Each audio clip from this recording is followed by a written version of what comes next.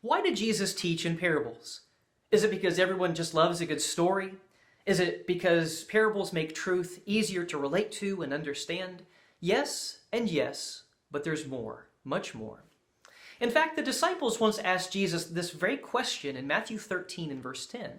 Apparently, they noticed a shift in Jesus' style of teaching from direct, clear instruction to more veiled teaching through parables, and they wanted to know why. And the answer Jesus gave to them was not, people just love a good story, I need to keep my audience's attention, so insert story here. Listen to what he said.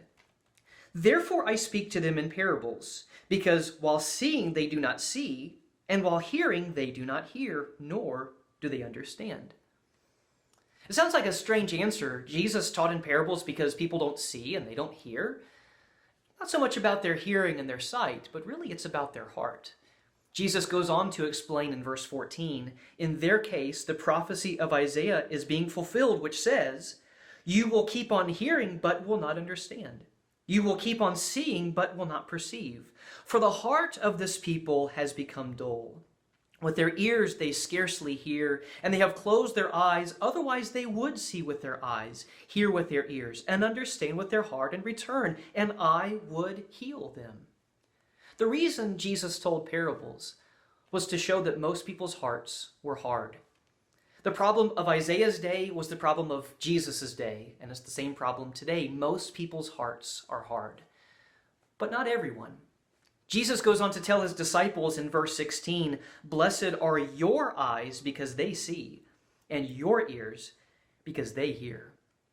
What was different about the disciples? Was it because they had some special enlightenment or understanding from God? Were they chosen and everyone else was just out of the loop? No, that wasn't it. 2 times in this very chapter, they don't understand the meaning of Jesus' parables, so they go to him and they seek understanding. They say, we want to know. And that's what set them apart. They wanted to know. They had hearts of faith. Here's how parables work. As examples and illustrations and stories, parables convey a powerful truth, and as that truth is conveyed, who we really are is exposed.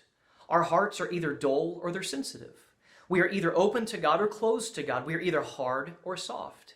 And as we are exposed, that elicits a response from us. Either we hear and obey or seek to obey, or we hear and we don't seek at all. Someone once said that the sun that hardens the clay also melts the wax. In the same way, the light of Jesus' parables does one of 2 things. It blinds those that are proud, but it gives sight to those that are humble.